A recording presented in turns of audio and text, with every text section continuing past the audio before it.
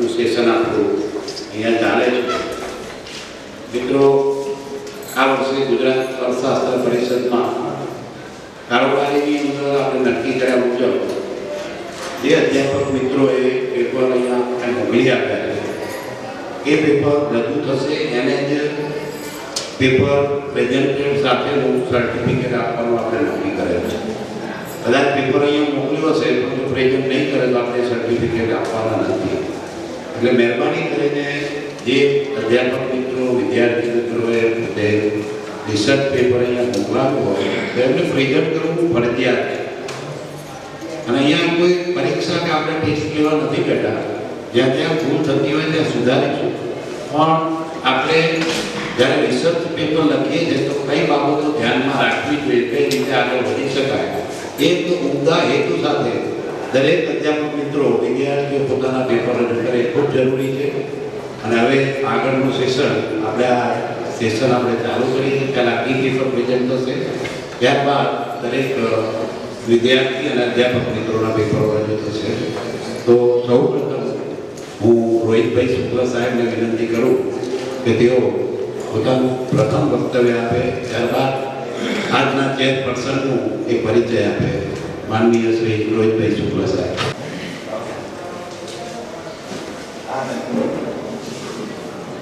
આ સેશનના ચેરમેન અને મારા મિત્ર શ્રી કિરણભાઈ,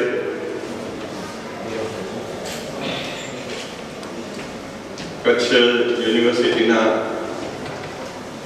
કાર્યકારી હાલ તો પછી આપણે આશા રાખીએ શુભેચ્છા પાઠવી એ કાયમી વાઇસ ચાન્સલર થાય હેમંતભાઈ શાહ તથા મિત્રો, આપણે જે એક્સક્લુઝન અને પ્રોટેક્શનની વાત આજે કરી એમાં આપણી પાસે 3 કી પેપર છે. એ ઉપરાંત આપણા ચેરમેન શ્રી પણ પોતાના વિચારો રજૂ કરશે અને તમે સૌ જે પેપર લખી લાવ્યા છો એ પણ આપણે રજૂ કરીશું. ગુજરાત અર્થશાસ્ત્ર મંડળ એ કેટલીક બાબતો બહુ વ્યવસ્થિત રીતે ચલાવવા માંગે છે અને તેથી સમયબદ્ધતા, વિષયની ઉત્તમ રજૂઆત અને એકંદરે ચિંતન તથા અનુભવ આ બંનેને જોડીને આપણે ચાલવા માંગીએ છીએ. મિત્રો, ગઈકાલે તમે જોયું હશે ઇલાબેન ભટ્ટે એમના જો પેપરને ધ્યાનથી તમે જુઓ તો સમજાશે, ગૌરવની તો એ સમજાશે કે એમાં એમણે શરૂઆત તો એક પેલા માછીમારોના કુટુંબના અભ્યાસથી કરી, એની વાત કરી અને પછી એમાં હિન્દુ ધર્મમાં કાર્ય અથવા કર્મ વિશે શું છે, ઇસ્લામમાં શું છે એની ફિલોસોફીના લેવલની વાત કરી અને અર્થશાસ્ત્રના પણ મુદ્દાઓ એની સાથે હતા, લેબર લોસ અંગેના, કાયદા કાનૂન અંગેના. આ જે સર્વગ્રાહીતા છે એ સર્વગ્રાહીતાને અંતે જે નિષ્પન્ન થાય છે એ ચિંતન હંમેશા મહત્વનું હોય છે અને બૌદ્ધિકોનું કાર્ય એ આવી સર્વગ્રાહીતા ઊભી કરવાનું છે. બૌદ્ધિક અને બુદ્ધિજીવી વચ્ચે તફાવત છે. બુદ્ધિજીવી એટલે એવા લોકો કે જે બુદ્ધિના આધારે કમાય અને જીવે. વકીલ છે, શિક્ષક છે, અધ્યાપક છે, બધા બુદ્ધિના આધારે કમાય છે. ડોક્ટર બુદ્ધિના આધારે કમાય છે. બધા બુદ્ધિજીવી છે પણ બધા બૌદ્ધિક નથી. સમાજમાં બૌદ્ધિક નિપજાવવા અથવા આપણે પોતે બૌદ્ધિક બનવું એ કામ ઘણું મુશ્કેલ છે, કારણ કે બૌદ્ધિક બનવા માટે સર્વગ્રાહીતા જોઈએ. જે તે વિષયમાં તો ઉતરવું જ પડે પણ વિષયની આજુબાજુની આખી ભૂમિકા, એનું સંપૂર્ણ ચિત્ર, એની ફિલસૂફી, એનું શાસ્ત્ર, એનો વ્યવહાર, આ બધાને આપણે જોડવા પડે. આ જ્યારે આપણે જોડી શકીએ ત્યારે જે રજૂઆત થાય છે ઉત્તમ હોય છે અને અર્થશાસ્ત્ર કે ધીમે ધીમે આપણે થોડાક બૌદ્ધિકો પણ નિપજાવતા રહીએ. આપણું કાર્ય બધે બૌદ્ધિકનું બુદ્ધિજીવીનું પણ બૌદ્ધિક બનવું એ આપણે માટે આદર્શ હોય. એ દિશામાં આપણે કામ કરવું છે અને એ દિશામાં આગળ વધવા માટે એક શિસ્ત, એક સમજ અને બીજા પાસેથી શીખવાની તૈયારી, કોઈ પણ ઉંમરે શીખવાની તૈયારી આપણી હોવી જોઈએ.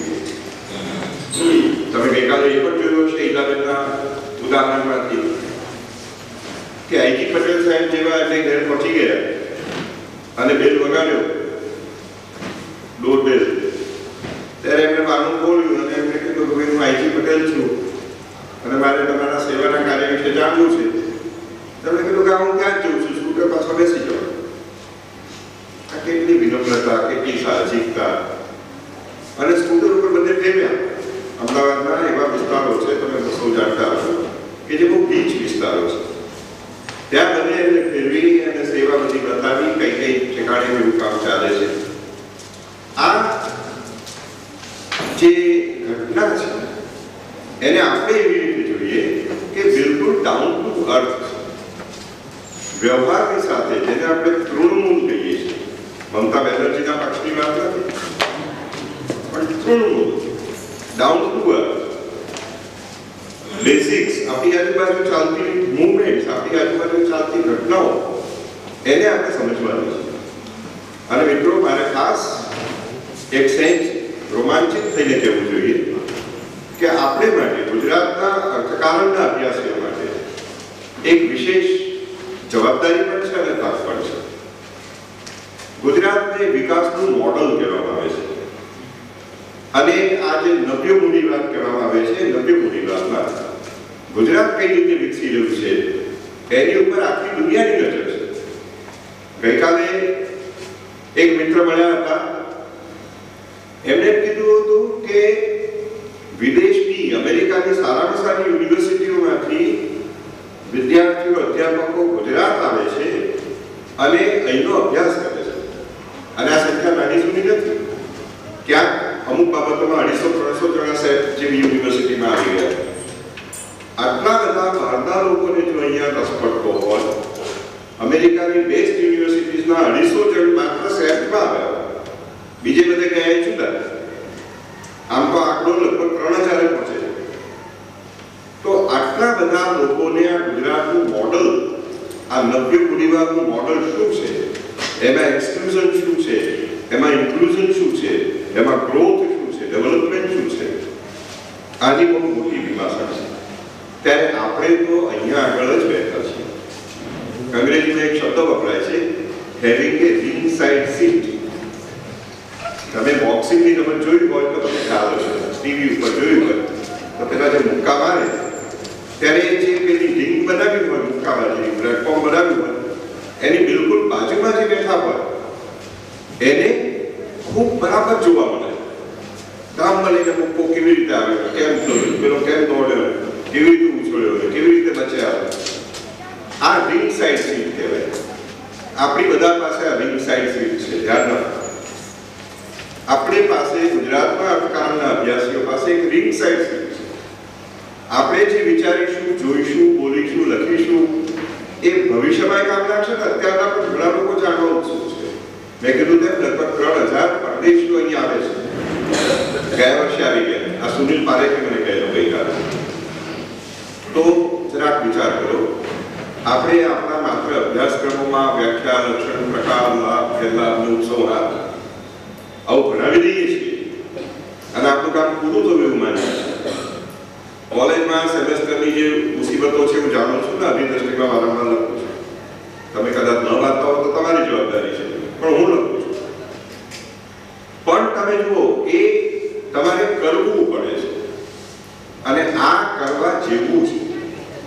તો આ આખી આપણી ચર્ચા થવાની છે એક્સક્લુઝન, કે આ વિકાસનું એન્જિન ચાલ્યું અથવા સો કોલ્ડ ગ્રોથ, એમાંથી શું બની રહ્યું છે અને એ બનાવોને આંતરરાષ્ટ્રીય કક્ષા સાથે, ઓક્યુપાય વોલ સ્ટ્રીટ સાથે, લંડન રાયટ સાથે કે આરબ સ્પ્રિંગ સાથે શું સંબંધ છે.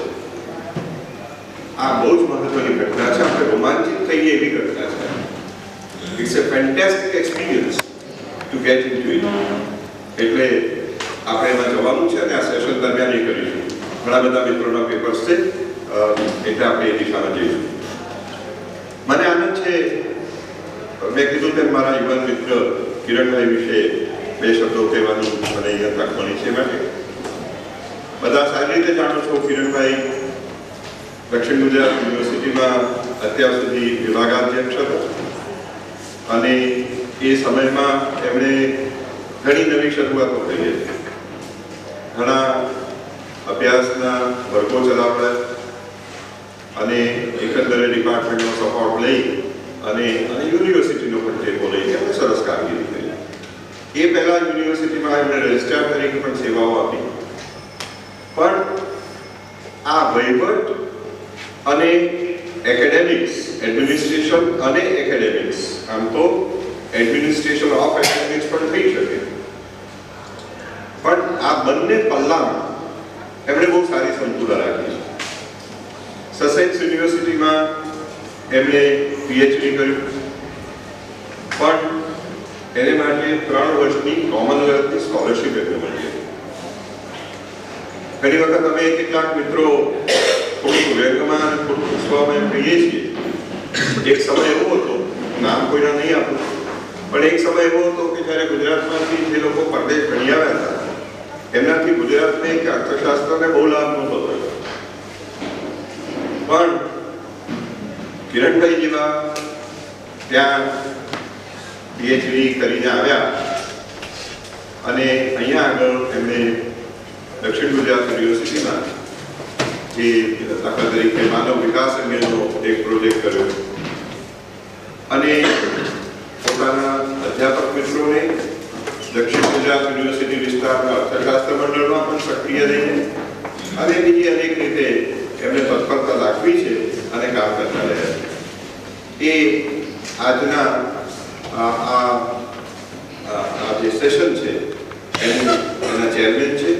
મને આનંદ છે કે એમને ચેરમેન પદ સ્વીકાર્યું છે. ગૌરાંગ ત્રિવેદી સાબરમતી કોલેજમાં છે, એ રેફ્રિજરેટર છે. અને મને એમ લાગે છે કે આપણે બધા એ રીતે ખૂબ લાભ પામ્યું. It would be our greatest advantage કે 3 મિત્રો એ કી પેપર્સ રજૂ કરવાના છે. પ્રોફેસર તુષાર હાથી, ગૌરાંગ રામી અને કમલ કુમાર શાહ, આ 3 મિત્રો એમના પેપર્સ કરશે. એ પછીથી આપણે ઇન્ડિવિજ્યુઅલ પેપર રાઇટર્સ જે છે એની તરફ જઈશું અને આ કી પેપર્સ આપણે સાંભળીશું. અને at the end of the day, જેમ ગઈકાલે પણ આશા વ્યક્ત થઈ હતી તે રીતે, કે એક્સક્લુઝનની બાબતમાં અને પ્રોટેક્શનની બાબતમાં આપણે વધારે સ્પષ્ટ થઈશું અને આજુબાજુ જે ઘટનાઓ છે એ આપણે સમજી શકીશું. તો મિત્રો, મારે વિશેષ કંઈ કહેવાનું નથી. આપણે એને સાંભળવા તમારી હું પણ ઉત્સુક જ છું અને હવે હું કિરણભાઈને આગળના સંચાલન માટે વિનંતી કરું.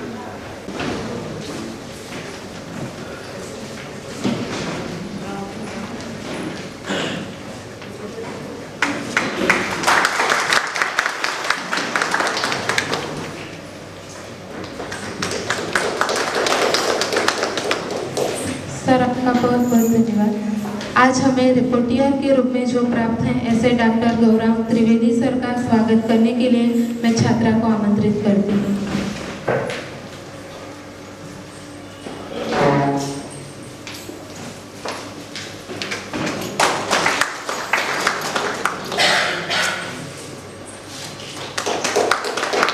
बहुत बहुत धन्यवाद. आज हमें की पेपर प्रेजेंटर के रूप में जो 3 महारथी प्राप्त हुए हैं ऐसे सर्वप्रथम मैं डॉक्टर तुषार हाथी सर का स्वागत करने के लिए कॉलेज की छात्रा को आमंत्रित करती हूँ.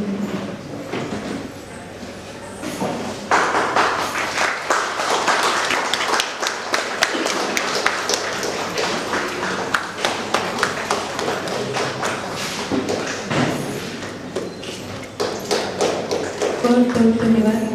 मैं डॉक्टर हेमंत शाह का पुस्तक और स्मृति चिन्ह से स्वागत करने के लिए कॉलेज की छात्रा को आमंत्रित करती हूँ.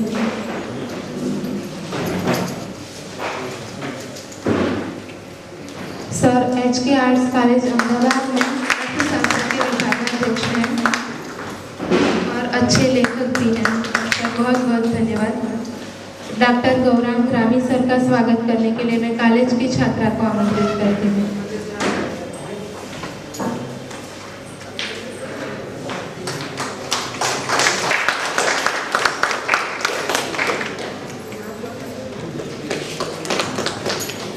धन्यवाद।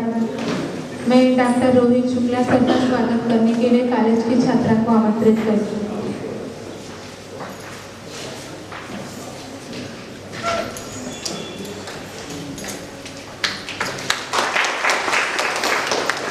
धन्यवाद। मैं अब आगे के कार्यभार को प्रोफेसर किरण पंड्या सर को सौंपती हूँ। सर।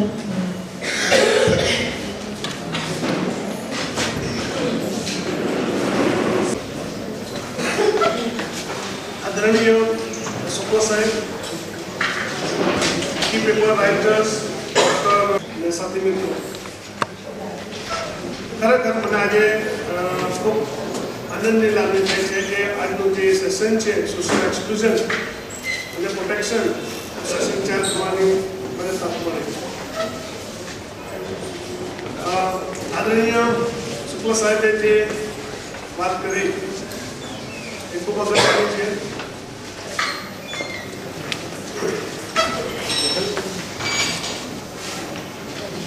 चिंता है અને ચિંતન જે છે એ ખૂબ પ્રસ્તુત છે।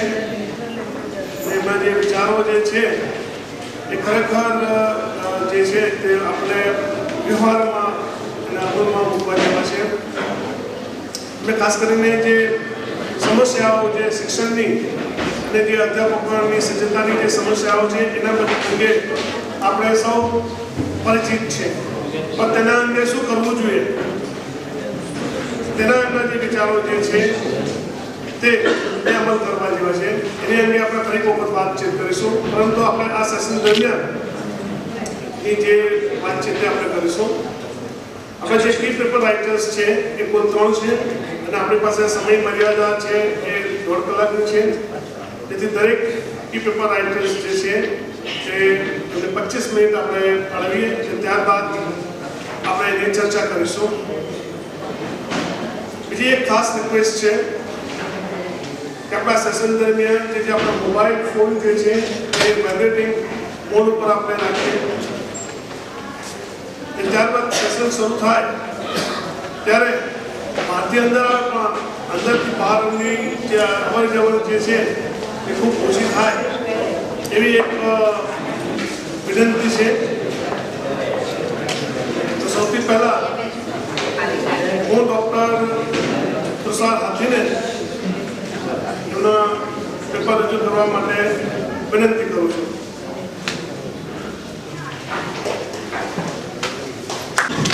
આજના ટેકનિકલ સેશનના ચેરમેન પ્રાધ્યાપક ડૉક્ટર કિરણભાઈ, હંમેશને માટે આપણી સાથે ગૌરવણી માટે અગ્રેસર છે એવા વડીલ શ્રી રોહિતભાઈ, ગૌરાંગભાઈ, હેમંતભાઈ શાહ, ગૌરાંગ ગ્રામી, અધ્યાપક મિત્રો અને વિદ્યાર્થીઓ, ઘણા સમયથી એક વિષય જેની બહુ સરસ બાંધણી રોહિતભાઈએ કરી, આજે આપણી પાસે અલબત્ત કેટલી મર્યાદા છે, સમયની તો છે એ તો સમજ્યા, પણ આપણા વિષયની પણ આવતીકાલે એ વિષય થોડી એવી રીતે લેવાવાનો છે પેનલ ડિસ્કશનમાં। કલાક પહેલા મેં હેમંતભાઈ સાથે પણ થોડીક એ ચર્ચા કરી 2-5 મિનિટ।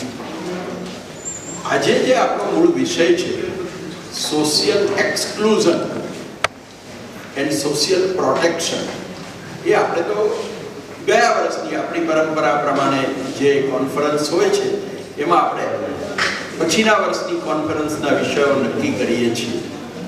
અને આપણને ખબર છે કે જ્યારે આપણે ગઈ કોન્ફરન્સમાં ધરમપુર ખાતે છૂટાપડ્યાને આ વિષય નક્કી કર્યો, ત્યાર પછી હમણાં જ છેલ્લા તબક્કામાં એક આખું બહુ મોટું લોકશાહીનું ચૂંટણીનું પર્વ આપણે આપણા પ્રાંતમાં પૂરું કર્યું। મિત્રો, એમાં એક યા બીજી રીતે આ વિષય ચાલ્યો. આપણી થોડીક એ મર્યાદા છે યુવાનોની, ખાસ અત્યારે હું ટકોર કરીશ કે આપણું વાંચન ઓછું થતું જાય છે. એને કારણે ઘણી વખત આપણે વાંચતા નથી. એટલે હું એમ માનું છું કે વાંચવાનું ઓછું થાય એની મર્યાદા શું આવે છે? એટલે પછી વિચાર ના આવે.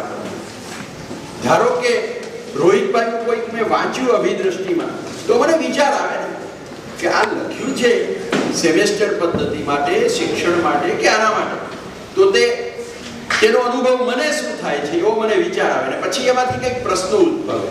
એટલે મૂળ પ્રક્રિયા આપણે થોડીક આપણી ઓછી થતી જાય છે.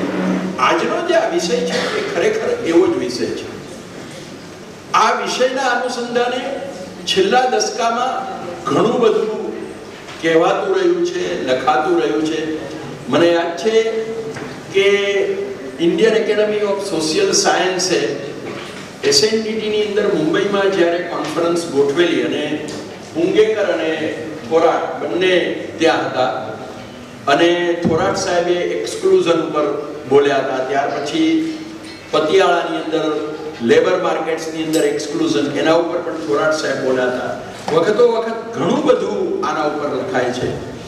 મિત્રો, આ આખી જે બાબત છે એને હમણાં જે રોહિતભાઈ કહ્યું સાપેક્ષ દ્રષ્ટિએ જોવાની જરૂર છે. આપણે ઓબ્જેક્ટિવ એસેસમેન્ટ કરવાવાળા એક વિદ્યાર્થીઓ છીએ. અલ્ટિમેટલી અહીંયા આપણે જે વાત કરવા માંગીએ છીએ તે આપણે એ જોવાનું છે કે શું એક્સક્લુઝન શબ્દમાં રોહિતભાઈ મને થોડીક વિચારણા થતી હતી. પછી મેં 2-3 ઠેકાણેથી તપાસ તો કરી. એનું ગુજરાતી છે એ મને એમ લાગે છે કે થોડેક અંશે કદાચ વધારે નજીકનો ગુજરાતી શબ્દ બીજો નહીં મળે પણ બહિષ્કાર કરવામાં આવ્યો છે. સોશિયલ એક્શન તે આ કે શું આપણે જે વિકાસની પ્રક્રિયા અમલમાં મૂકી છે લોકશાહી રાષ્ટ્ર તરીકે, એક સમાજ તરીકે, તેમાં આપણે સમાજના બધા જ વર્ગોને વ્યવસ્થિત રીતે આવરી લઈ શક્યા છીએ ખરા? આ પહેલો પ્રશ્ન. અને બીજો પ્રશ્ન જે સસ્ટેનેબિલિટીના રેફરન્સમાં કરવામાં આવ્યો, ત્યારે આપણે એના ઉપર ચર્ચા નથી કરવાના. એને કેટલાક મિત્રો સંપોષિત વિકાસ તરીકે ઓળખે છે, કેટલાક મિત્રો એને ટકાઉક્ષમ તરીકે ઓળખે છે. પણ એ દ્રષ્ટિએ જોઈએ તો કે શું આપણી જે વિકાસની તરાહ છે, પ્રક્રિયા જે છે એ જીવનશૈલી આવતીકાલની પેઢીના સંદર્ભમાં વિચારવામાં આવે તો એ કેટલા અંશે ઉચિત છે, જેને આપણે સસ્ટેનેબિલિટી ઓફ ડેવલપમેન્ટ તરીકે ઓળખીએ છીએ. બે વિષયો ઘણા બધા જુદા છે. ત્યારે આપણે જે હમણાં કહ્યું કે સસ્ટેનેબિલિટીની ચર્ચા કરતા જ નથી. આજે આપણે તેનો વિષય જ નથી. પણ આ કે અત્યારે આપણી સામે બહુ મોટે પાયે પડ્યા છે. અને રોહિતભાઈએ જેમ કહ્યું એમ અમારા જે પૂર્વ વાઇસ ચાન્સેલર હતા એમને ઘણી વખત મને એ વખત બોલાવે. એમને ખબર કે આ સાહેબ વાંચે છે, લખે છે. પીપીડબ્લ્યુ માં ગુજરાત મોડેલ માટે આવ્યો. પછી રવિન્દ્રભાઈ ધોળકિયા એને રેફ્યુટ કરીને એની સામેનો એક આર્ટિકલ આપ્યો. આ જે મુદ્દો છે એ મુદ્દો ખરેખર અત્યારે બહુ મોટે પાયે છે. ગયા અઠવાડિયે 25મી જાન્યુઆરીએ જેએનયુના એન્વાયરમેન્ટલ સાયન્ટિસ્ટ અમારે ત્યાં હતા, અમારી યુનિવર્સિટી. અમારા અર્થ એન્ડ એન્વાયરમેન્ટ સાયન્સ વાળાએ એક લેક્ચર ગોઠવ્યું. વોટર તો નેશનલ સાયન્સ એકેડમીએ યુવાનોને અવેર કરવા માટે કરીને આ પ્રકારનું અભિયાન ચલાવ્યું. એટલે પછી અમે બધા એક ગુજરાતની પળોમાં બેઠા હતા. ત્યારે સાહેબ જે કહે છે એમની સાથે ચર્ચા કરતા હતા ત્યારે એ પણ ઘણા અંશે અભિભૂત હતા.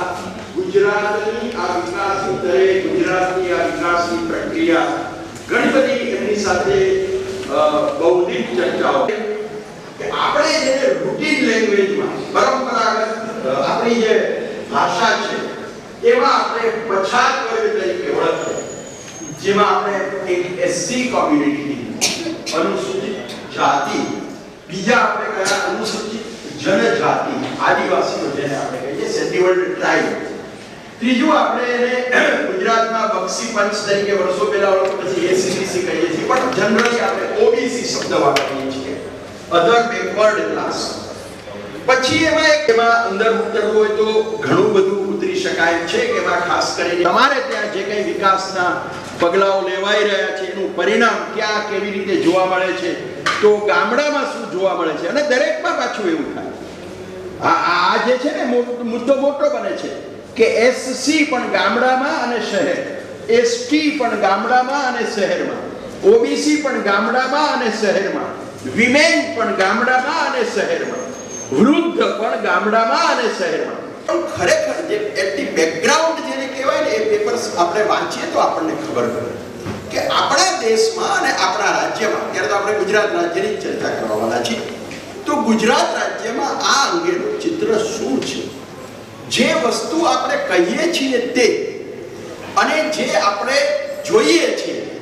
કંઈ બહુ દૂરનું ન જાઓ તો હમણાં છેલ્લા મંગળવારે સનતભાઈએ લખ્યું છે 26મી જાન્યુઆરી આપણને બધાને ખબર છે કે ગણતંત્ર દિવસની ઉજવણી આવવામાં થઈ આ વખતે, એટલે એના અનુસંધાને ડાંગ અને એના આદિવાસીઓને લઈને પણ એમણે લખ્યું છે કે તો પછી પેલો એને નામ જો કે કાર્યકર કોઈક આદિવાસી ગામડાનું લખ્યું છે, પેલો ફલાણો જે કહે છે તો તે વાત કેટલી સાચી? જો આટલા રૂપિયા વિકાસની યોજનાઓ માટે, રસ્તા માટે, પાણી માટે, આરોગ્ય માટે સરકાર શ્રી દ્વારા ખર્ચ કરવામાં આવ્યા છે અને એ બધા જ આંકડાઓ, એ બધા જ આધારોને આપણે એઝ ઇટ ઇઝ માની લઈએ કે બધું જ સાચું છે, તો પછી પેલો જે માણસ જે અનુભવે છે એને કુદરતી એવું થયું કે છેલ્લા 10 દિવસ હમણાં જ આવા પાસે અંતરિયાળ જંગલમાં જ અમારા MSW ના વિદ્યાર્થીઓ ટ્રાઇબલ કેમ્પ કરીને આવેલા, એટલે એની સાથે હું બેઠો તો તેને કહ્યું કે સાહેબ જે હોય તે, પણ ત્યાં ચિત્ર ઘણું જુદું છે. એટલે આપણે જ્યાં ઇન્ટિરિયર જઈએ છીએ તો ત્યાં આપણને પાણીની પ્રાપ્યતા અંગેના કેટલાક તફાવતો સ્પષ્ટ જોવા મળે છે. જેમ તમે અંદર ગામડામાં જાઓ તેમ તમને આ બાબત વધારે જોવા મળે છે. આંકડાઓ તો મિત્રો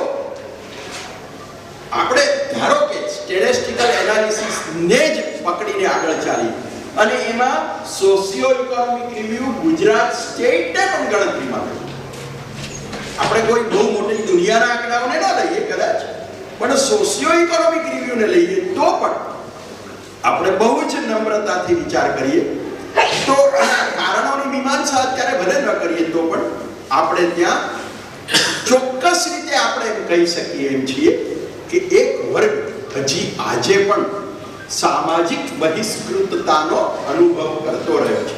અમે પેપર લખ્યું જ્યારે, કારણ કે આનો આપણો સમય બહુ વહેલો હોય છે એટલે સમયસર કરવાનું હોય છે, અત્યારે તો હું તમને ખાસ કહું મિત્રો કે સેન્સસનો 2011નો આખા ભારતનો અને દરેક રાજ્યનો એસસી અને એસટીનો હાઉસહોલ્ડ એમ્યુનિટીઝ અને ફેસિલિટીઝ, જે આ ડાયરેક્ટ વિષય તરીકે ટચ કરી શકાય કે ભાઈ તમારા ગુજરાત રાજ્યની અંદર હરિજન જેને આપણે ગણીએ છીએ, એસસી કોમ્યુનિટી ગણીએ છીએ, અનુસૂચિત જાતિ જેને આપણે ગણીએ છીએ, એવા કેટલા ઘરો છે, એમાંથી કેટલા ઘરો પાકા છે, કેટલા ઘરો કાચા છે, કેટલા ઘરોમાં બાથરૂમ છે, કેટલા ઘરોમાં પીવાના પાણીની સગવડતા છે, કેટલા ઘરો બેન્કિંગ સગવડતા ધરાવે છે, કેટલા ઘરોમાં રેડિયો, ટેલિવિઝન આ બધું છે. આ જેને આપણે ડેટા કહીએ સેન્સસના, એ 2011ના હાઉસહોલ્ડ એમ્યુનિટીઝ એન્ડ ફેસિલિટીઝ તરીકે જેને ઓળખવામાં આવે છે, એ HST સિરીઝના આખા ડેટા કમ્પ્લીટલી આપણને વેબસાઇટ ઉપરથી પણ એટલે નેટ ઉપર પણ મળે છે અને એના હાર્ડ કોપી પણ જોતા હોય તો હવે એ અધિકૃત પ્રકાશન તરીકે મળે છે, જેમાં આખા ભારતનું પણ ચિત્ર સામેલ છે અને સ્ટેટ વાઇઝ આપણને ઇવેલ્યુએશન કરવું હોય રાજ્યવાર કે એક રાજ્યમાં એસસી ની સ્થિતિ, બીજા રાજ્યમાં એસસી ની સ્થિતિ, એક રાજ્યમાં એસટી ની સ્થિતિ, બીજા રાજ્યમાં એસટી ની સ્થિતિ, તો પણ તે આપણને મળે છે. આના સિવાય પણ એક બહુ જ સરસ human development report towards marching towards social inclusion કરીને એ બહુ સરસ રીતે ઓક્સફર્ડમાંથી જે બહાર પડ્યો, એમાં પણ બહુ સરસ રીતે એમાં એ લોકોએ બહુ સારો મુદ્દો એ પણ કર્યો છે કે NSSના ડેટાને પણ કમ્પેર કર્યા છે એની સાથે. હવે આ બધાનો સાર ભાગ હજુ અત્યારે કહું છું તો એક વસ્તુ નક્કી છે કે શિક્ષણ, આરોગ્ય અને પાણી આ ત્રણ બાબતમાં આપણા રાજ્યની અંદર આપણે ભલે ખૂબ ઊંચો વિકાસ દર સિદ્ધ કર્યો છે, આપણે ભલે ઔદ્યોગિક સંપત્તિની જમાવટ કરતા રહ્યા છીએ, આપણે ભલે ઇન્ફ્રાસ્ટ્રક્ચરની રીતે ખૂબ ઝડપથી આગળ વધ્યા છીએ, આપણે ભલે ગવર્નન્સ જેને કહીએ સુચારુ શાસન, એના ખૂબ સારા પારિતોષિકો સન્માનો આપણને મળ્યા છે, આ બધું યથાર્થ છે એ સ્વીકારીએ તો પણ વિથ ડ્યુ રિસ્પેક્ટ જેને આપણે કહીએ તો પણ એક કડવું સત્ય જે છે તે એ છે કે આપણે આપણા રાજ્યની અંદર અપેક્ષાના કરતા તો સોશિયલ એક્સક્લુઝન વધારે છે. પછી તે બાળ મૃત્યુનું પ્રમાણ હોય, તમે વિચારો કે આટલો આપણો ગ્રોથ રેટ ઊંચો છે, એમ છતાં ડિસ્ટ્રીબ્યુટિવ જસ્ટિસની દ્રષ્ટિએ આપણા પ્રશ્નો હજી આપણે હલ કરી શકતા નથી. આપણે ત્યાં 2011 નો રિપોર્ટ પણ એમ કે છે કે રૂરલ એરિયામાં, ગ્રામ્ય વિસ્તારોમાં હજી આપણે સેનિટેશનની બાબતમાં ઘણા પાછળ છે, 35% નીચે છે. હવે મિત્રો, આ એક સમજવાની વાત છે. આપણે શું છે કે આપણે હવે જો એક વિકસિત રાજ્યની આપણે વાત કરતા હોઈએ કે જે રાજ્ય પાસે આટલા બધા સંસાધનો છે, જે રાજ્ય પોતે આટલા બધા રૂપિયાની, અબજો રૂપિયાની જે પણ કહીએ એટલી ગૃહ પેદાશ ધરાવે છે, હાઈએસ્ટ ગ્રોથ રેટ છે એ રાજ્યમાં, તો પછી શા માટે આ પ્રકારનું એક્સક્લુઝન છે? અહીંયા આપણે પેલા સામાજિક પાસાની ચર્ચા અત્યારે કરતા નથી કે હું એક જેને હું નબળો ગણું છું કે પછાત ગણું છું એને કેટલે અંશે મારી સાથે રાખવા માંગુ છું. તે એક આખો જુદો વિષય છે, જુદો મુદ્દો છે. એના પ્રશ્નો અસ્થાને નથી. હું એમ બિલકુલ કહેવા માંગતો નથી કે એ પ્રશ્ન દૂર થઈ ગયો છે. આઈ એમ સોરી ટુ સ્ટેટ, આપણે એવું 100% કહી શકીએ એમ નથી કે આપણા ગુજરાત રાજ્યની અંદર પણ 100% આપણે અસ્પૃશ્યતા નાબૂદ કરી શક્યા, એવું આપણે કહી શકીએ એમ નથી.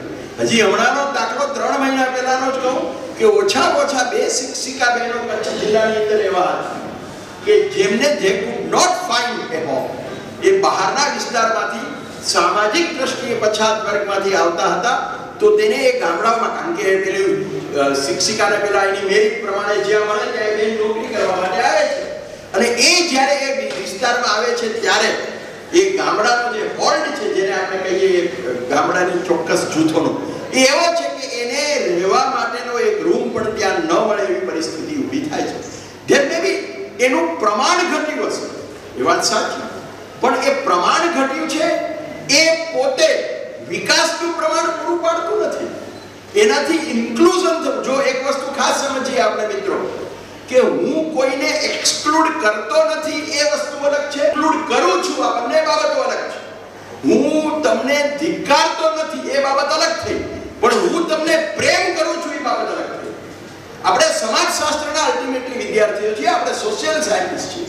We have to examine. જે સાહેબે મને કહ્યું, રોહિતભાઈ, મને ખરેખર ગમે છે કે આપણે સર્વગ્રાહી રીતે મૂલવવાનું છે કે આપણે પાણીની વ્યવસ્થા હોય, આરોગ્યની વ્યવસ્થા હોય કે શિક્ષણની વ્યવસ્થા હોય, એ વ્યવસ્થામાં બીજાને મળે તો હું એનો કદાચ વાંધો લેતો નથી, પણ એ મળે એના માટે ઉલટભેર, ઉમંગભેર, રાજી થઈને મારી શક્તિ, મારી સત્તા, મારી ઓળખાણ, મારી સમજ વાપરું એવું મન હજી આપણે ત્યાં જેને કહેવાય એ મજબૂત થયું નથી. એટલે અહીંયા આર્થિક પાસું અને સામાજિક પાસું બંને આવે છે. સોશિયલ એક્સક્લુઝનની અંદર જ્યારે આપણે વાત કરીએ છીએ ત્યારે બંને એટલા માટે આવવાના છે કે સાધનો, અને ખાસ યાદ રાખીએ કે રાજકોષીય ચિત્ર એ આંકડાનું ચિત્ર વધારે. મા બાપ એક સંતાનને પોકેટ મની માટે, ખિસ્સા ખર્ચ માટે 500 ને બદલે 700 રૂપિયા આપતા થાય તો એ 200 રૂપિયાનો વધારો થયો તે હકીકત છે, એમાં ના નહીં, પણ એ 200 રૂપિયાનો ખિસ્સા ખર્ચમાં થયેલો વધારો એ યુવાનની ટોટલ જેને આપણે કે બુદ્ધિ ક્ષમતામાં વધારો કરશે, એની કુલ સમજમાં વધારો કરશે, એની કુલ સગવડતામાં વધારો કરી દેશે એમ માની લેવાને કારણ નથી. એટલે મારું અહીંયા કહેવાનું તાત્પર્ય તમે બધા સારી રીતે સમજો છો કે અગાઉના અંદાજપત્ર કરતા આ અંદાજપત્રમાં આપણે 1.5%, 2%, 3% રૂપિયા કદાચ કોઈ એક યોજનામાં વધારે વાપરીએ એટલે યોજનામાં વાપરવાના આપવાના રૂપિયા જુદા અને એનું આઉટકમ હંમેશા ખાસ મહત્વનું છે. સોશિયલ એક્સક્લુઝનમાં એનું આઉટકમ મહત્વનું છે કે મેં રૂપિયા ખર્ચ્યા તે એક બાબત અને એ રૂપિયાનું પરિણામ આવવું તે બીજી બાબત. અહીંયા આપણે માર ખાઈએ છીએ. આપણને જે જોવા મળતું નથી તે અહીંયા પણ જોવા મળતું નથી. રૂપિયાનો પ્રશ્ન એક જુદો પ્રશ્ન લઈએ કે બજેટમાં એને કેટલા અંશે ન્યાય મળે છે, બહેનોને બજેટમાં કેટલા અંશે ન્યાય મળે છે, કેટલે અંશે એ લોકોના પ્રશ્નોને આવરી લીધા છે, એક જુદો પ્રશ્ન થાય. એમાં પણ હજી આપણે ઘણું કરવાને અવકાશ છે. છેલ્લા દશકામાં આપણે જેને કહીએ છીએ એ રીતે આપણને ઓન હેન્ડ જે વિકાસ દેખાય છે તે કે એના પહેલાનો વિકાસ, તે વિકાસ ગુજરાતના સંદર્ભમાં બી જ વાત કરીએ છીએ ત્યારે એવડું મોટું ગુલાબી ચિત્ર કોઈ જો આપણે કહેતા હોઈએ તો સેક્ટોરલ ઇન્ક્લુઝન અને એક્સક્લુઝન પણ છે કે આજે તમે બહુ જ સૂક્ષ્મ રીતે જોવા જાઓ તો સમાજ એકંદરે વિકાસની પ્રક્રિયામાં એકંદરે શાસનની દ્રષ્ટિમાં એકંદરે ખેતી વધારે દેખાય છે કે ઉદ્યોગ વધારે દેખાય છે? કારણ કે એની સાથે ગામડું અને શહેર બંને સીધી રીતે જોડાયેલા છે. તો આ જે પ્રશ્નો છે તે આપણા મૂળ પ્રશ્નો છે. પછી તે ઇન્ફન્ટ મોર્ટાલિટીનો પ્રશ્ન હોય, બાળ મૃત્યુનો પ્રશ્ન હોય. આપણે ત્યાં બેઝિક તમે ઓક્સફર્ડનો 2007નો એક સેન્સસના આધારે અને એનએસએસના આધારે બહુ નાનકડો એક રિપોર્ટ છે, એ પણ જુઓ તો એમાં પણ આપણને જોવા મળશે કે ગુજરાત ક્યાં છે. એમાં ખાસ કરીને જે ડાયરેક્ટલી સેન્સિટિવ ડેટા જેને આપણે કહીએ, સંવેદનશીલ વિગતો જેને આપણે કહીએ, એ પણ આપણા માટે વધારે મહત્વની બની છે. મેં આમાં મારા પેપરમાં પ્રોટેક્શનનો મુદ્દો રજૂ કર્યો છે. એના ઉપર હું માત્ર 2 જ મિનિટ કહીશ કારણ કે અત્યારે આપણા પાસે સમય નથી. પણ જે પ્રશ્ન એક્સક્લુઝનનો છે એની સાથે પ્રોટેક્શન જોડાયેલું છે કે આપણે વૃદ્ધ, વિકલાંગો, પછી આપણે જેને દુર્બળ કહીએ છીએ એવા લોકોને માટે આપણા રાજ્યની અંદર જો આપણે શું કામ આ બધાની ચર્ચાને ચિંતા વધારે કરીએ છીએ? કારણ કે આપણે ડંકો વગાડીને કહીએ છીએ દુનિયાની અંદર કે અમે આમ છીએ. જ્યારે હું એમ કહું કે મારો પહેલો નંબર છે તો અહીંયા બેઠેલા બધા જ કોઈ પૂછશે કે તમારા ઇકોનોમિક્સમાં માર્ક કેટલા હતા? એમ તો કોઈ મને પૂછે નહીં. હું એમ કહું કે મારો ગોલ્ડ મેડલ તો કે છે સારું તમને ગોલ્ડ મેડલ મળ્યો પણ માર્ક કેટલા હતા? એવું આ છે. આપણે દુનિયામાં ડંકો વગાડીને કહીએ છીએ કે અમે સામાજિક અને આર્થિક દ્રષ્ટિએ સમરસ ન્યાયની ભૂમિકા ઊભી કરી છે, અમે આમ ઊભું કર્યું છે. મિત્રો, પ્રોટેક્શનના સંદર્ભમાં ગાંધીનગરના અધિકારીઓ સાથે પણ મેં બેઠક કરી. આ બધો ડેટા હું રૂબરૂ જઈને જેટલા માટે લીધો કારણ કે પછી તો ખબર પડી ગઈ કે નેટ ઉપરથી એ લોકોએ કીધું હવે અમે અપડેટ કર્યો છે. પણ આંકડા એ એક બાબત છે, વાસ્તવિકતા બીજી બાબત છે. હું ઈચ્છું કે આ જે મેં પેપર કર્યું છે એના આધારે મેં મારા કચ્છના મિત્રોને તો યુવાન મિત્રોને હું કહું છું કે તમે સતત આ બધા જ પાસાઓ ઉપર ઊંડાણપૂર્વક નજર રાખો. કારણ એક બાબત બહુ મહત્વની છે, મેં કહીને હું મારું પૂરું કરું છું કે આ કામ જ આપણું કામ છે. તમારે ચૂંટણી લડવી હોય તો લડજો, મારી કોઈ ના નથી, હું ના નથી કહેતો. પણ ચૂંટણી લડવી હોય તો પણ આ તર્કને આધારે લડશો તો તમારી તાકાત વધશે. અને નહીં લડવાની હોય તો લડવાવાળા હશે એ જે કંઈ તર્ક રજૂ કરીને સામે તર્ક મૂકવાનો હશે તો આપણું આ કામ છે. આ કામ જ આપણું છે. જો આ કામ આપણે નહીં કરીએ તો આપણે કામ બીજું કયું કરવાનું છે કયું? અને અત્યારે this is very high time. એ બહુ જ સાચી વાત છે કે દુનિયા અત્યારે જુદી દ્રષ્ટિએ ગુજરાતને જોઈ રહી છે. તો ત્યારે ઇન હાઉસ આપણે છીએ તો આપણી મર્યાદાઓ આપણને ખબર હોય તો તે આપણે નિખાલસતાથી કબૂલ કરવી જોઈએ અને કહેવી જોઈએ. તો જ આપણે આપણી મર્યાદાઓને દૂર કરી શકશું. આપણું આ કામ છે, આ સમય છે અને આ જ કામ છે. This is the only work. We are the persons to do it and this is the only time. Thank you. મને અહીંયા ખાસ ગુજરાત અર્થશાસ્ત્ર પરિષદમાં વખતો વખત આનંદ છે.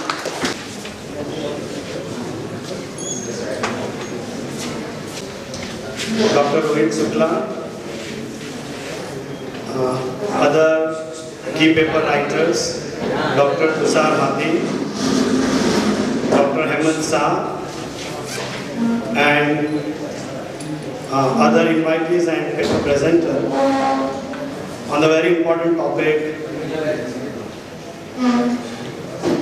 to Gujarat Economic Association for providing me an opportunity to write a paper on social exclusion and social protection in Gujarat.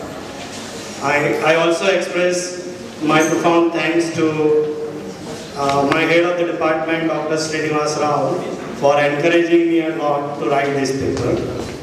And from GEA, I express my sincere thanks to Dr. Mohan Patel, Secretary of GEA, for inspiring me a lot and accepting my paper at the day or a day before of this conference. So I am extremely sorry for that. It's a delay from my side. This is the flow of my presentation, what I am going to speak in 20-25 minutes allotted to me.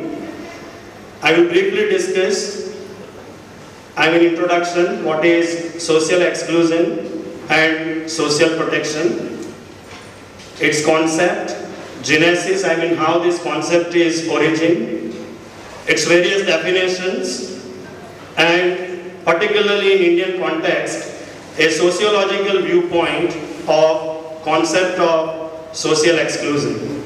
Because the way in which we economists understand the concept of social exclusion, it is entirely different in the sociology. So, since I believe this topic is by and large deals with the sociology also, so I have made some inquiry about the conceptualization of social exclusion in sociology also. Then I will briefly discuss what is social protection, its concept and meaning given by ADB and ILO. Then target group proposed by social protection by ILO and ADB. Also proposed by a working group on social exclusion and social protection in India by Government of India. Then brief discussion on social protection in India. Then I will concentrate my main focus on the social security and social protection in Gujarat, where I have divided my presentation into a several parts.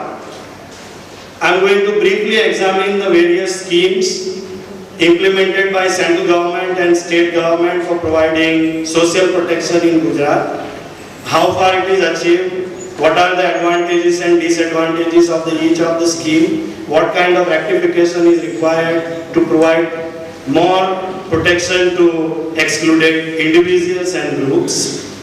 Then I will briefly discuss schemes of the social security and social protection run by Social Security Department in Gujarat. Then social security and social protection of a weaker section in Gujarat, and then I will conclude my presentation. This topic or this concept is recent in time. Specifically how the academicians have adopted this concept.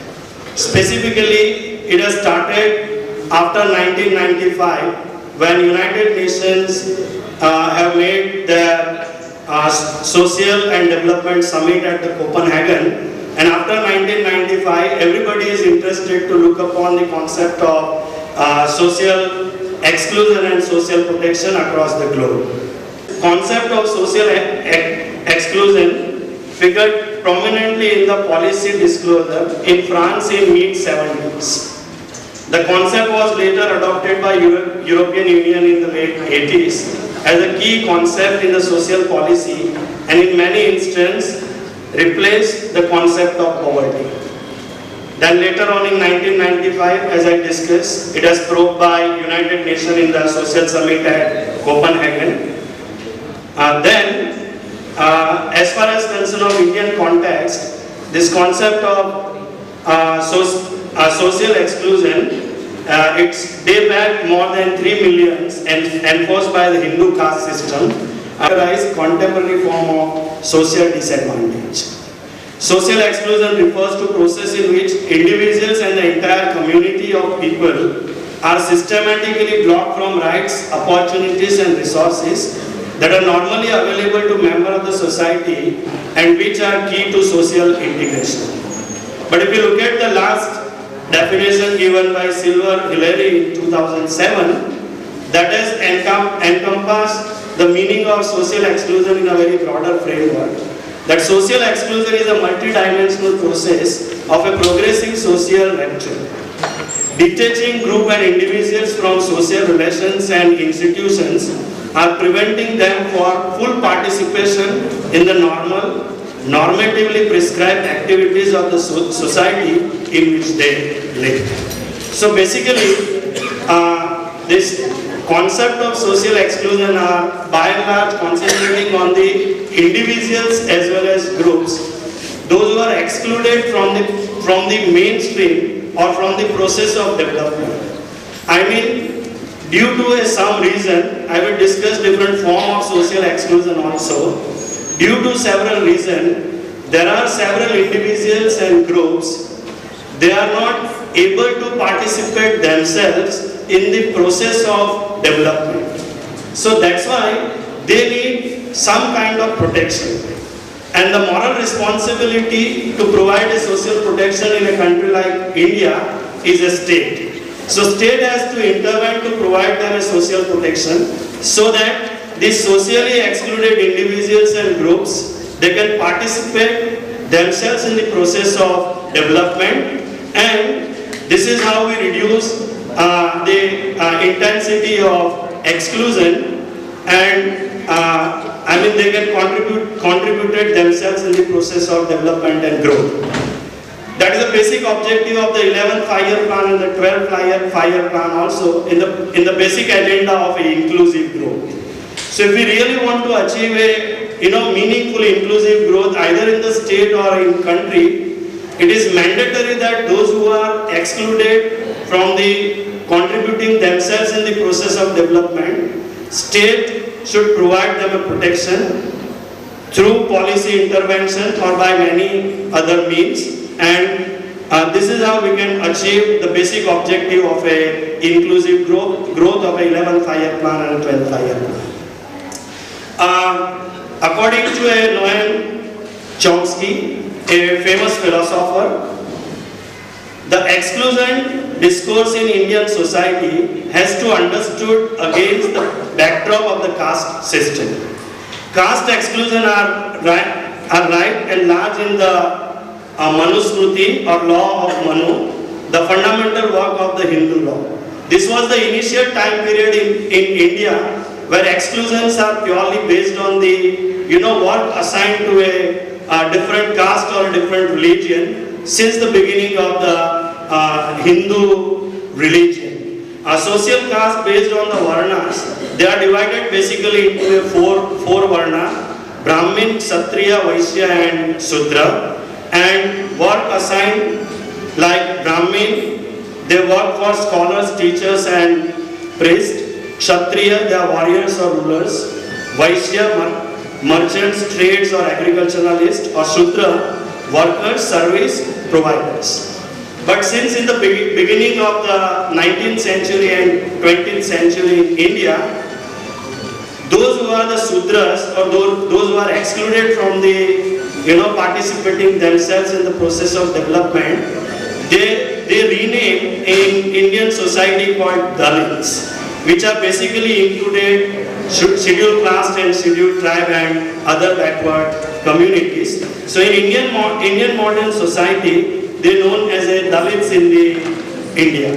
So these groups also requires protection to contribute themselves. To provide this a protection, a lot of individuals and organizations have worked throughout the history. I mentioned only 3 points. One can incorporate more individuals and organizations also. Like in 1875, the Arya Samaj, that is formed by Dayanand Saraswati, he has started campaigning called intercaste marriage in Indian society. This is how they try to incorporate the other excluded societies. Contribution of Mahatma Gandhi on the name of untouchability, Harijan, growth and development of the poorest among the poor, that's we known as Antyodaya. Then constitutionally contribution made by Dr. B.R. Ambedkar, that even in the legislation and constitution, protection should be provided to a weaker section of society, that is scheduled class and scheduled tribe, minorities and the other backward community, so that constitution also act an important role to include them into a mainstream. Social protection, as I discussed, is a very simple, it has simple meaning. According to a Asian Development Bank, social protection consists of policies and programs designed to reduce poverty and vulnerability by promoting efficient labor market, diminishing people's exposure to risk, enhancing their capacity to protect themselves against hazard and interruption or loss of income. There are various forms of social protection, that is labor market policies and programs, social insurance program, social assistance and welfare service program, micro and area-based programs, and child protection. Now, considering all these facts, Government of India as well as the state government of Gujarat, they have devised various policies to provide protection under these 5 major heads. The most important point is to identify who are excluded. If it is not possible to identify who are excluded, it is very difficult to provide them protection, either it is a social or economic protection according to a state intervention. If state want to intervene to provide them a protection, identification is very, very important. Now in some cases identification is there, like scheduled class, scheduled tribe, OBC. These are the identified group. Even say, as for example, physically handicapped, if they require some protection, state government and central government provide them identity card that these are the physically handicapped people. So unless they have identification, it's not possible that government provide them any protection. So what ADB ILO and Government of India has done in the report called Report of the Working Group on Social Protection Policy, they have identified there are 15 to 16 groups. Those who require protection in certain specific situations, either throughout for the long time period or incidentally. They included weaker section of society, SC, ST, OBC, BPL and APL. They also have identification of BPL card and APL card. Pregnant women require protection. Children in the age group of 0 to 6, lactating mothers, orphans 0 to 14 years, street children, persons sick with cancer, TB, other major diseases like HIV and AIDS, person with a physical or mental disability, person who are unemployed, widows with or without children, women who are divorced or distressed, the elderly people, bonded laborers. This is very important point in the context of Gujarat and India, because if you look upon the total composition of the workforce, then more than 90% people are working in the unorganized sector. Now there is no such specific scheme for people working in the unorganized sector, say specifically in construction or other areas where risk is very high. So when risk is very high and if something goes wrong, and if government have not provided them some kind of a safety net, it's very difficult to provide them a social protection. So bonded labor, workers retrenched from the employment, person working with the unorganized sector, displaced person. We have seen in many cases when the major projects were launched, like say Narmada Dam, there are many villages which are submerged, and the people, those who are domicile of the different villages in the forest, they are displaced at the other place. So they lost their identity, they lost their culture. So how to rectify all these points? Giving a financial compensation is not sufficient enough. while providing social protection. So when government is thinking to provide them a social protection, they have to consider these points also. That providing house, shelter, food or basic amenities, they are not only sufficient enough for the people like this. They require psychological support. They want to, survive their culture, because their culture is not written, it is transferred. Mouth to mouth or verbal to verbal. How to protect this issue, these are also very sensitive points. Person affected with the natural calamities, we witness of it several times. Families and children of prisoners, families, children of leprosy patient, families of farmers who commit suicide. And 22nd, which is very important, because still these groups have not identified the problem of this socially excluded group is not severe in Gujarat or India because of several social reasons. Normal society they are not ready to accept of these people called gays, lesbian and transgender, because their proportion in the total population is not sizable, very small.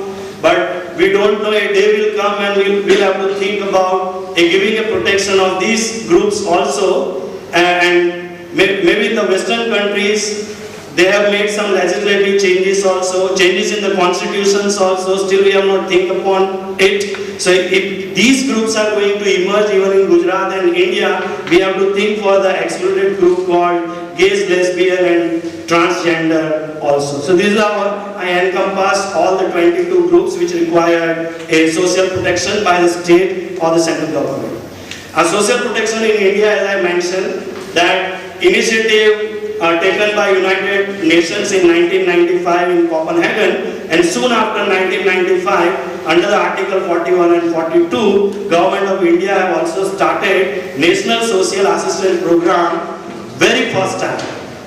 And under this program, they covered five major schemes: National Old Age Pension Scheme, National Family Benefit Scheme, Pension of Disabled, Pension for Widows, National Maternity Benefit Scheme. I will discuss the data also of all these schemes a little bit later. These schemes are introduced by central government, but majority of the schemes are run by state governments also. So when I come to a data part, I will discuss data also on these schemes. Now look at the different schemes, when it was started and who is the implementing agencies. Like Social Security and Social Protection, these schemes are specifically for a BPL group. What does it mean? And these are for extreme poor. Those whose score lies between 0 to 16. I hope, classification is, well understood by everyone. The BPL classification, the maximum score is between 0 to 52. Government of Gujarat has identified any of the family living below poverty line considering 13 major indicators. Each indicators have maximum 4 score. So 4 multiplied by 13, the maximum score is 52. If your family holds score between 0 to 16, your family is considered to be as a family living below poverty line on an extreme BPL groups. These schemes are implemented by a department called Department of Rural Development. There are other department scheme also, which I am going to discuss a little bit later on. One of the most significant scheme which introduced by Government of India, that is National Rural Employment Guarantee Act, Swarna Jayanti Gram Swarojgar Yojana, the oldest scheme in India, Indira Awas Yojana, Total Sanitation Campaign, National Rural Livelihood Mission. I will discuss this National Rural Livelihood Mission is implemented at the central level. Still Government of Gujarat has not implemented National Rural Livelihood Mission. Government of Gujarat has started State Livelihood Mission, and the responsibility is given to one private limited company which formed by Government of India. So I will briefly discuss on it. Sakhi Mandal and Mission Mangalam. The Sakhi Mandal was implemented during 2007 to 10. Then it emerged as a campaigning mode in the Mission Mangalam. Right now, Gokul Gram Yojana, as Professor Tushar Athi has rightly mentioned, the rural-urban exclusion also. So to remove the rural